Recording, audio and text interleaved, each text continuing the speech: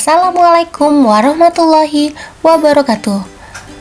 3.14 Eksplorasi konsep pengambilan keputusan sebagai pemimpin pembelajaran. Saya dengan bangga memperkenalkan Bapak Fasilitator saya, Bapak Kandung Supriyono, dan Ibu pengajar praktik saya, Ibu Rani Nawangsari. Saya sendiri, Anita Ekawati, CGP Angkatan 2 dari Kabupaten Lahad, Sumatera Selatan. Assalamualaikum Bapak. Waalaikumsalam Ibu Guru. Oke Pak, saya akan membacakan kasus tentang Ibu Tati. Nanti saya akan minta pendapat Bapak mengenai kasus Ibu Tati tadi. Studi kasus Ibu Guru Tati. Ibu Tati adalah guru kelas 5 yang merupakan rekan kerja Anda, yang mana sama-sama mengajar kelas 5 yang kelasnya paralel.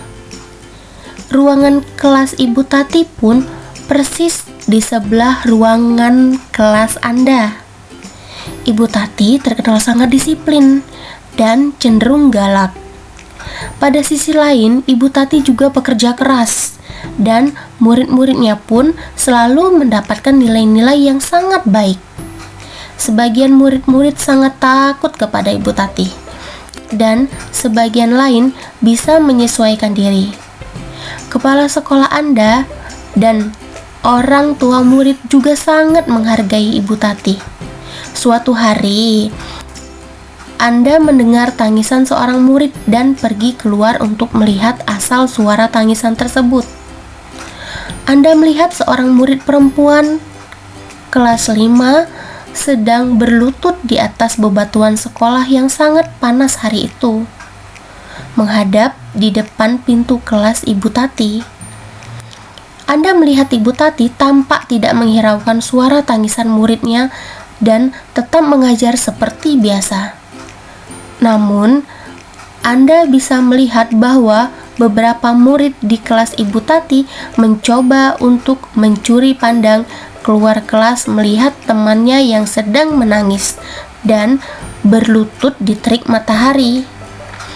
Apa yang harus Anda lakukan? Apakah guru lain dapat menginterupsi di mana saat itu ada guru lain yang memiliki wewenang atas kelas yang dipimpinnya? Dalam kondisi ini, apa yang bisa Anda lakukan? Dapatkah Anda menginterupsi? Mengapa dan bagaimana? Tanyakan kira-kira rekan Anda akan mengambil keputusan seperti apa untuk menangani kasus seperti di atas. Baiklah, bismillah, semoga pendapat saya ini ada hikmahnya. Jadi menurut apa yang pernah saya dapat dalam penataran, guru mengajar itu punya semacam hak veto. Hak veto itu memutuskan apa yang baik menurut itu.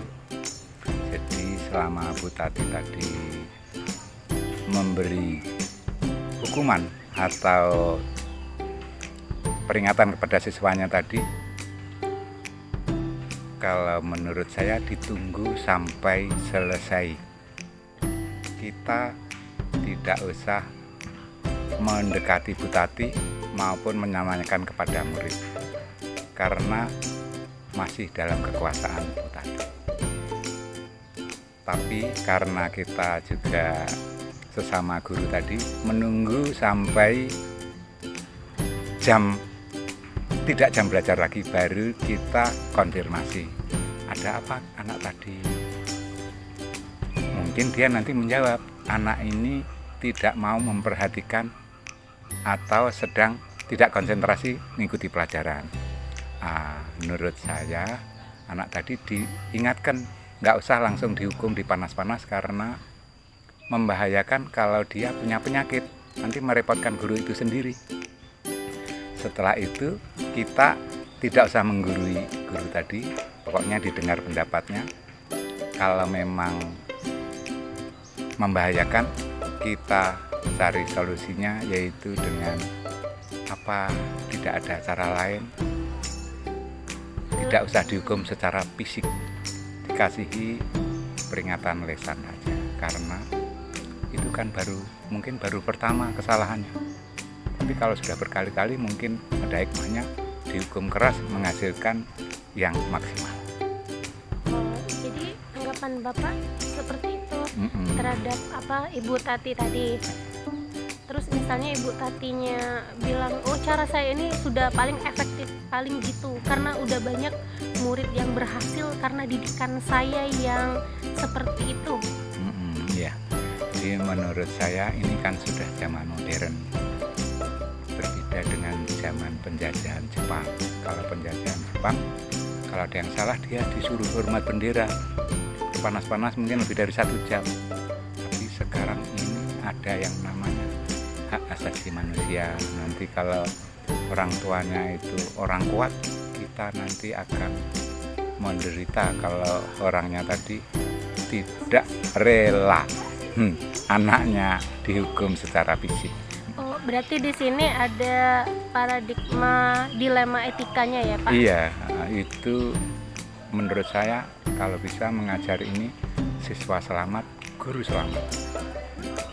Walaupun tadi caranya yang paling efektif menurut Bu Guru, kan kita itu perasaan kita misalnya kita guru yang paling tua terus paling benar semua, mungkin boleh, tapi juga kurang boleh menurut saya. Pokoknya harus terbuka kepada informasi-informasi yang terbaru. Karena kalau zaman dahulu dihukum itu mungkin dipukul itu baik, tapi sekarang ada namanya hak asasi manusia, bisa gurunya tadi menderita kasus hukum. Jadi Pak, benar menurut Ibu Tati yang Bu Tati lakukan belum tentu dianggap benar oleh sudut pandang lain yang melihatnya. Iya. Jadi bisa jadi kayak dilema individu lawan masyarakat ya, Pak? Iya, kita sering baca di benar versi kita, belum tentu benar versi orang lain. Gitu. Apalagi orang tua. Orang tua itu kan melindungi anaknya selindung-lindungnya. Kalau bisa jangan sampai tersentuh oleh penderitaan. Dan dia menganggap anaknya paling super. Nggak ada yang anakku itu under, nggak ada. Yang paling bawah nggak ada. Jadi di sini ada dilema etika, rasa kasih sayang lawan Pak? Pendidikan. Rasa kasih sayang lawan kebenaran. Ya, benar menurut Ibu Tati sebenarnya. Tapi kalau kita melihat dari sudut pandang rasa kasih sayang, itu tuh terlalu keras. Kayak gitu. Jadi ada benar menurut keadilan. Sebenarnya kalau kita melakukan kesalahan itu pasti ada vonisnya. Tapi secara secara kasih sayang, secara kita melihatnya kayak gitu, tetap menjadi sebuah dilema ya, Pak. Dilema. Jadi ada kayak paradigma dilema etika, rasa kasih sayang lawan keadilan kayak gitu. Di hati kita kasihan, sementara menurut aturan yang adil, ya setiap yang bersalah harusnya memang dihukum. Kayak gitu. Oke, Pak, terima kasih banyak karena sudah memberikan pencerahan kepada saya untuk apa yang harus saya lakukan sebagai kita sebagai sama-sama rekan guru. Semoga nanti bisa diterapkan juga ide-ide luar biasa Bapak oleh guru-guru kita yang lain. Mungkin nggak hanya di sekolah kita atau sekolah lainnya mempunyai mungkin kasus yang serupa. Jadi mungkin solusi yang Bapak tawarkan tadi menjadi alternatif buat kami, buat kita semua untuk mengambil keputusan pemimpin yang bijaksana itu seperti apa, yang tidak menyalahi namanya paradigma dilema etika. Iya, betul. Gitu ya. Terima kasih banyak ya, Pak. Assalamualaikum. Waalaikumsalam.